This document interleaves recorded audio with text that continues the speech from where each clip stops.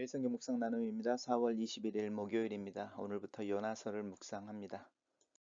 오늘의 본문입니다. 여호와의 말씀이 아미떼의 아들 요나에게 임하니라. 이르시되 너는 일어나 저 큰 성읍 니느웨로 가서 그것을 향하여 외치라.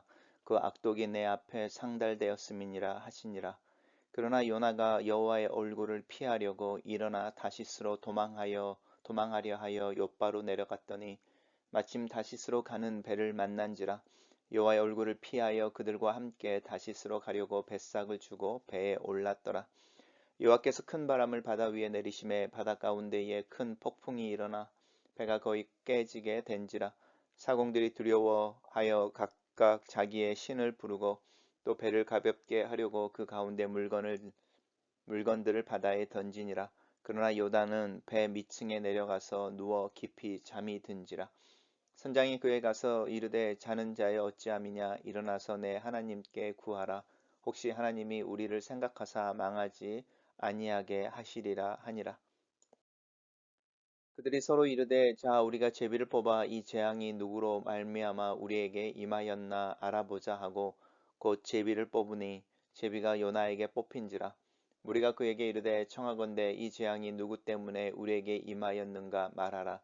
내 성읍이 무엇이며 내가 어디서 왔으며 내 나라가 어디며 어느 민족에 속하였느냐 하니 그가 대답하되 나는 히브리 사람이요 바다와 육지를 지으신 하늘의 하나님 여호와를 경외하는 자로다 하고 자기가 여호와의 얼굴을 피함인 줄을 그들에게 말하였으므로 무리가 알고 심히 두려워하여 이르되 내가 어찌하여 그렇게 행하였느냐 하니라.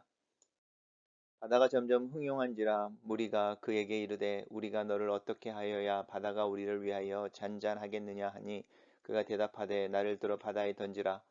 그리하면 바다가 너희를 위하여 잔잔하리라. 너희가 이 큰 폭풍을 만난 것이 나 때문인 줄을 내가 아노라 하니라. 그러나 그 사람들이 힘써 노를 저어 배를 육지로 돌리고자 하다가 바다가 그들을 향하여 점점 더 흉용함으로 능히 못한지라. 우리가 여호와께 부르짖어 이르되 여호와여 구하고 구하오니 이 사람의 생명 때문에 우리를 멸망시키지 마옵소서. 무지한 피를 우리에게 돌리지 마옵소서. 주 여호와께서는 주의 뜻대로 행하심이니이다 하고 요나를 들어 바다에 던지매 바다가 띠 노는 것이 그친지라. 그 사람들이 여호와를 크게 두려워하여 여호와께 제물을 드리고 소원을 하였더라. 여호와께서 이미 큰 물고기를 예비하사 요나를 삼키게 하셨으므로 요나가 밤낮 3일을 물고기 뱃속에 있느니라. 오늘의 본문은 5개의 단락으로 나눠져 있습니다. 첫 번째 단락입니다. 여호와의 말씀이 아미떼 아들 요나에게 임하였다. 우리 선지자를 부를 때, 특별히 선지서에서 선지자를 부를 때 이제 일반적으로 등장하는 표현입니다. 요나에게 하나님의 말씀이 임했다라는 것인데 그 말씀의 내용이 너는 일어나 저 큰 성읍 니느웨로 가라라는 것이었습니다. 그리고 거기서 외치라 그의 악독이 내 앞에 상달되었다라고 말하니까 이 외쳐야 하는 메시지의 내용은 하나님의 심판에 대한 이야기, 회개에 대한 요청이었겠죠. 니네는 우리가 잘 알고 있는 것처럼 아시리아라고 하는 제국의 수도입니다. 요나는 북이스라엘 왕국에 속해 있던 선지자로 알려져 있고 아시리아가 북이스라엘을 멸망시킨 것을 기억하신다면 지금 자기 조국의 미래를 위협하고 있는 제국의 수도에 가서 하나님의 어떤 심판 또 하나님의 징계의 메시지를 전파할 것을 하나님이 지금 명령하고 있습니다. 전환구가 재미있죠. 그러나라고 말합니다. 그러나 요나가 여호와의 얼굴을 피하려고 한다는데 여호와의 얼굴이란 말이 2번이나 반복되어집니다. 여호와의 얼굴이라고 하는 것은 여호와의 임재 또 여호와의 어떤 그 감각인 거죠. 자기가 하나님 앞에 서 있다라고 인식하는 그 하나님의 부르심에 대한 인식, 임재 이제 이런 것들을 의미하는데 그것부터 벗어난다는 뜻입니다. 그래서 하나님이 자신에게 들려준 뭘 해야 될지에 대한 그 사명을 부정하고 오히려 다시스라는 곳으로 도망가려고 하는데 이 다시스라고 하는 것은 지금 스웨덴 어디쯤에 있지 않을까 이제 이렇게 상상하는 도시입니다. 솔로몬 때의 다시스와 해양 무역을 했던 기록들이 나오고 있어서 당시에 실존했던 도시가 아닐까라고 생각을 하는데 다시스라고 하는 것은 니느웨와는 반대인 거죠. 니느웨는 요나가 살고 있던 이스라엘의 동쪽에 있는 큰 도시라고 한다면 다시스는 요나가 살고 있던 이스라엘의 서쪽인 거죠. 그리고 니느웨는 육지로 동쪽이라고 한다면 다시스는 바다로 서쪽인 거니까 정반대의 방향으로 하나님의 임재, 하나님의 사명을 피하여 도망가고 있는 요나에 대한 이야기를 하고 있습니다. 그래서 이제 보면은 마침이라는 이 단어가 나오는데요. 이제 어떤 일들을 행하려고 할 때 때가 또 이렇게 그 시간의 어떤 타이밍이 딱딱 맞는 경우가 있어서 그것이 하나님의 뜻, 철호의 기회, 절호의 기회 뭐 이런 생각을 하게 되는 상황들이 있는데 오히려 그런 상황들이 요나로 하여금 하나님으로부터 도망치게 하는 아이러니한 과정을 형편 그 상황들을 볼 수 있습니다. 단락을 요약해 보겠습니다.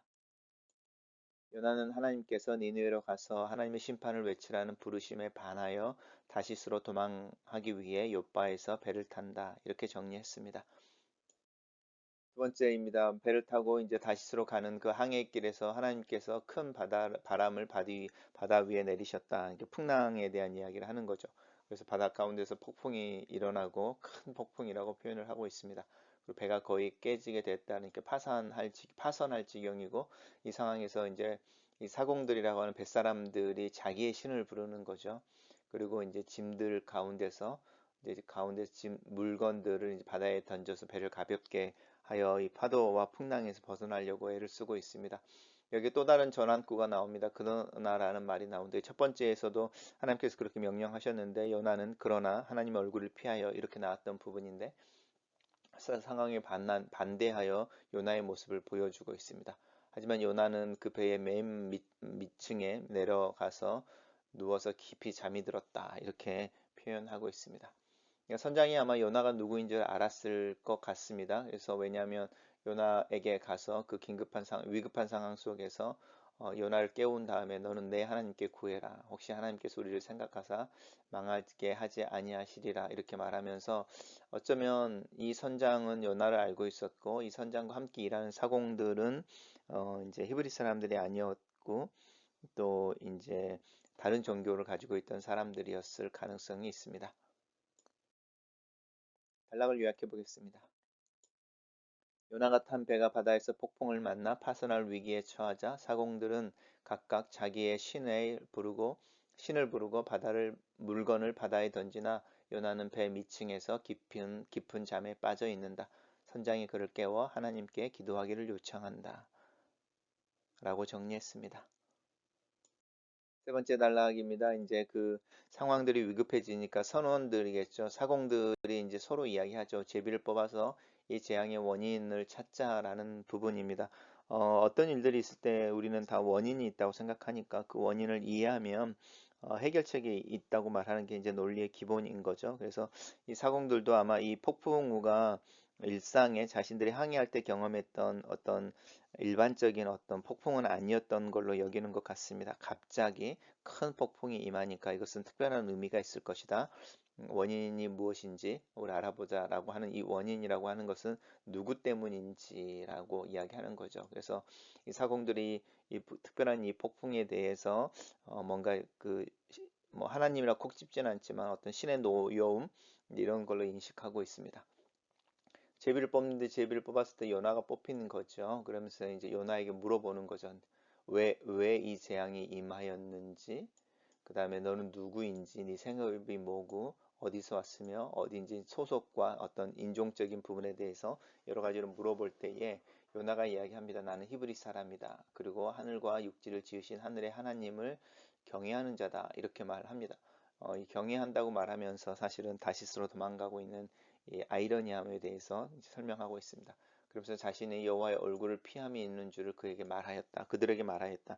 우리 같으면은 그걸로 숨길 텐데, 자신이 왜 다시스로 가고 있는지에 대해서 설명을 하고 있는 요나를 보면 요나의 마음을 사실은 잘 알다가도 모를 것 같은 그런 이상한 캐릭터의 모습입니다. 분명히 하나님을 피하면서 하나님을 피하고 있다라는 것을 또 사람들에게 말하고 자신의 여호와를 경외한다고 말하면서 여호와의 말씀은 부정하고 있고 이런 어떤 굉장히 아이러니한 이 약간 다중적인 어떤 인격의 모습, 믿음의 모습을 보여주고 있다고 할 수 있습니다. 단락을 요약해 보겠습니다. 선원들이 제비를 뽑아 재앙의 원인이 된 사람을 찾기로 하고 요나가 제비 뽑힌다. 요나는 자신을 나는 히브리 사람이요 바다와 육지를 지으신 하늘의 하나님을 경외하는 자라고 소개한다. 네 번째 단락입니다. 이제 그러는 사이에 이제 바다가 더 이제 사나워진 거죠. 풍랑이 더 심해지고 바람이 더 세졌겠죠. 그래서 이 사공들이 이제 요나에게 우리가 너를 어떻게 해야지 바다가 잔잔하겠냐라고 말할 때 요나의 대답이 나를 들어 바다에 던지라 이것입니다.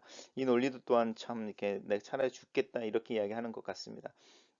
예수님이 돌아가실 때는 그 당시에 이제 대제사장이었던 가야바가 이 그 한 사람이 희생함으로 온 민족이 살 수 있다면 이런 이제 논리를 펼치는 게 있었죠. 근데 이 요나는 자신이 자기를 향하여 사람들에게 자기가 희생되어져서 너희들이 평안하는 것에 대한 이야기를 하고 있습니다. 근데 이제 사공들이 그 말을 듣지만 그 말을 따르지 않고 오히려 이제 풍랑을 극복해 보려고 하는데 바다가 그들을 향하여 점점 더 흉흉해짐으로 더 사나워짐으로 이제 불가능해지고 정말로 이제 어려운 상황이 됐을 때 이 무리들이 요나가 믿고 경외한다고 하는 하늘과 바다를 지으신 하나님인 여호와에게 이제 부르짖는 것이죠.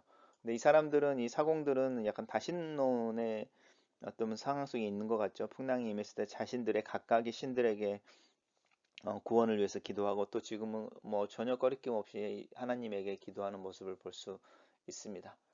그리고 이제 요나를 바다에 던지고 바다가 이제 잔잔해지고 그것을 보면서 이제 여호와께서 행하신 일인 것을 기억함으로 사공들이 여호와를 크게 두려워하여서 이제 전형적인 어떤 신에 대한 숭배인 거죠. 제물을 드리고 소원했다고 하는 것은 이제 자신들의 어떤 약속을 하는 거죠. 이 상황에서 구원되어지면 내가 뭐 어떻게 하겠습니다라고 이제 이야기하는 부분들 전형적인 하나님을 믿지 않는 사람들 또 다신론을 가지고 있는 사람들이 이제 행하는 어떤 반응을 보여주고 있습니다. 단락을 요약해 보겠습니다. 바다가 점점 사나워지자 선원들은 요나를 바다에 던지고 하나님께 부르짖어 구원을 간청한다. 요나가 바다에 던져지자 풍랑이 그치고 선원들은 여호와를 두려워하여 제물을 드리고 소원을 한다. 이렇게 정리했습니다. 마지막 단락입니다. 마지막 단락에서는 여호와께서 임이라고 말하십니다. 이야기하면서 큰 물고기를 준비하였다. 여기서 이제 우리가 알고 있는 요나 이야기의 어떤 상징인 큰 물고기가 나오는데 이제 사실은 큰 물고기의 방점이 있다기보다는 임이라고 하는 부분입니다. 어쩌면 하나님은 요나에게 니느웨로 가라고 말씀하실 때에 어떤 노아의 반응이라든지 또 다시스로 도망치는 부분들이라든지 이런 부분들에 대해서 예견을 하고 계셨을 수도 있죠. 이 임이라고 하는 부분 속에서 하나님의 섭리 또 계획하심 또 전지라고 하는 그 전능하신 모습이 이 임이라고 하는 이 부사 하나에 다 담겨져 있습니다. 그리고 이제 요나가 그 큰 물고기 뱃속에서 3일을 있었다라고 말하는데 이 3일을 있었다고 말하는 게 요나의 죽음을 의미하는 거죠. 예수님께서 당신의 고난과 죽음에 대해서 이야기할 때 요나가 큰 물고기 뱃속에 3일 있었던 것처럼 나 또한 그 3일에 대한 죽음에 갇혀 있는 아니면 죽음 안에 있는 그 기간을 이야기할 때 이 비유를 사용하십니다. 단락을 요약해 보겠습니다. 여호와께서 큰 물고기를 예비하사 요나를 삼키게 하시고 요나는 3일 밤낮을 그 물고기 뱃속에 있는다. 이렇게 요약했습니다. 첫 번째 묵상 나눔입니다. 하나님의 부르심을 사모할 때가 있었다. 나에게도 삶의 목적과 방향에 대한 분명한 소명이 있기를 기도하던 때가 있었다. 그래서 하나님의 부르심이 분명해지면 그 방향으로 뒤도 돌아보지 않고 달려갈 것처럼 기도하던 때가 있었다. 하지만 나이가 들면서 부르심을 따라 사는 삶이 얼마나 어려운 일인지를 깨닫는다. 순수함과 열정의 문제가 아니라는 생각을 하게 된다. 그럼에도 불구하고 여전히 하나님의 부르심과 순종하는 삶에 대한 목마름이 내 가슴 깊은 곳에 해갈되지 않고 남아 있다. 요나는 자신에게 임한 하나님의 말씀을 따르지 않으려고 한다. 니느웨와는 정반대의 방향에 있는 다시스로 향하는 배를 탄다. 이 요나의 모습은 나의 욕심을, 내 생각을 또 내 편견에 따라 살려고 하는 내 모습을 보여주고 있다. 두 번째 묵상 나눔입니다. 세상의 다양한 소원을 듣게 된다. 자식이 잘 되는 것, 병이 낫는 것, 취업이 되는 것, 행복한 것, 돈을 많이 버는 것, 생명이 보존을 받는 것. 이 모든 소원은 한 가지를 말하고 있다. 누군가의 삶이 잘 되는 것을 의미한다. 우리 모두의 마음속에 깊이 숨겨져 있는 욕망이다. 내가 잘 사는 것, 그리고 내가 사랑하는 이들이 잘 사는 것이다. 풍랑 앞에 잘 살기 위해 선원들의 노력하는 모습을 본다. 또 그 모습은 요나의 모습과는 대조를 이룬다. 하지만 둘 다 자기 자신들을 위한 행동이다. 하나님의 자리가 없다. 선장은 요나를 깨우고 야단쳐서 요나로 하나님께 기도할 것을 요청하지만 이 또한 하나님에 대한 믿음의 표현이라기보다는 자신의 안위, 자기와 함께 배를 탄 선원들에 대한 걱정, 또 안전이 그 목적이다. 내 믿음의 동기도 사실은 나를 위한 것임을 부정할 수 없다. 다만 하나님께서 그 이기적인 동기를 인정해 주신다. 오히려 나를 위해 하나님의 일을 하도록 허락하신다. 헌신에 대한 요청은 하나님을 위한 것이 아니라 나를 하나님의 일을 하는 자, 하나님의 동업자로 만들기 위한, 그래서 나로 잘 살게 하기 위한 하나님의 초대라는 생각을 하게 된다. 세 번째 묵상 나눔입니다. 원인을 찾는다. 모든 문제에는 원인이 있다. 이 원인과 결과의 원리가 업보, 카르마, 인과율이라는 다양한 명칭으로 우리의 삶을 설명한다. 하지만 은혜는 이 원인과 결과의 원리를 뛰어넘는다. 하나님은 내가 제공하는 원인과 상관없는 결과를 예수 그리스도 안에서 나에게 선물로 주셨다. 구원의 은혜는 원인을 사람에게서 찾지 않는다. 요나의 자기소개는 마치 자기 기만처럼 보인다. 여호와를 경외한다는 자가 여호와의 얼굴을 피해 도망치고 있다. 선지자라 하는 사람이 여호와의 말씀을 선포하는 것을 거절한다. 성경은 차라리 돌들로 아브라함의 자손이 되게 하시는 하나님의 질투에 대해 말하고 우리를 경고하고 있다. 나의 불신과 불순종 때문에 내 주변에 있는 이들이 애매하게 고난을 받고 있진 않는지, 아간의 죄 때문에 온 이스라엘이 고통을 받았던 것처럼 두려운 일이다. 내가 재앙의 원인이 된다는 것은. 네 번째 묵상 나눔입니다. 선원들의 인간적인 노력은 요나도 살리고 자신들도 살기 위함이었지만 상황이 녹록해지지 않자 결국은 요나를 바다에 던지기로 한다. 한 사람을 희생하여 다수를 살린다는 논리는 과거나 현재나 세상의 논리인지도 모르겠다. 그리고 이 논리가 예수 그리스도를 죽게 하였다. 이 다수의 유익을 위한 소수의 희생이라는 논리가 인간의 탐욕에서 나오는 죄를 감추는 경우가 많다. 하나님은 이 세상의 논리를 사용하셔서 복음의 논리가 되게 하신다. 만물을 새롭게 하시고 회복하시는 하나님을 기대어 살게 되는 이유이기도 하다.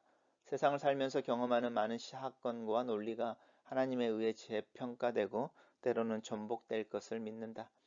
요나는 폭풍의 원인이 자기 때문임을 알고 있다. 그러나 회개하지 않는다. 오히려 자신을 물에 던지라고 말한다. 죽음을 선택한다. 회개가 아니라 차라리 죽음을 선택하는 요나의 완고함은 어디서 나오며 무엇 때문일까? 나는 왜 요나처럼 순종하는 것을 주저하는 것일까? 마지막 묵상 나눔입니다. 하나님의 전지하심에 대해 생각해 본다. 하나님은 모든 것을 알고 계신다는 말의 범위와 깊이를 생각해 본다. 요나가 물에 던져지기 전에 하나님은 이미 큰 물고기를 예비하셨다. 어쩌면 요나에게 니느웨로 갈 것을 명령하실 때 그 물고기를 준비하신 것은 아닐까. 요나의 불순종과 물고기는 하나님의 전지하심 속에서 언제 서로 연결되고 맞물리게 된 것일까. 하나님의 섭리가 신비롭다. 한마디로 설명하기가 어려운 상황이다. 다만 나는 하나님이 진리이시며 빛이신 것과 하나님 앞에는 아무것도 감춰지지 않는다는 사실을 믿는다. 글로 쓰는 기도입니다. 다시스로 가는 배를 찾아 분주한 발걸음을 움직인 욥바의 요나의 모습에서 나를 발견합니다. 하나님의 말씀에 대가를 지불하기 싫어서, 순종하기 싫어서 그 말씀을 부인하고 실천하기를 거부하는 내 모습을 하나님 앞에 내어놓습니다. 하나님은 이미 나를 알고 계십니다. 내 속에 정직한 영을 창조하시기를 기도합니다. 성경 속에서 발견되는 내 모습을 볼 때마다 하나님의 은혜를 구합니다. 나로 순종하며 열정을 가지고 주님을 향해 걷는 순종하는 하루의 삶을 살도록 도와주시옵소서. 예수님 이름으로 기도합니다. 아멘.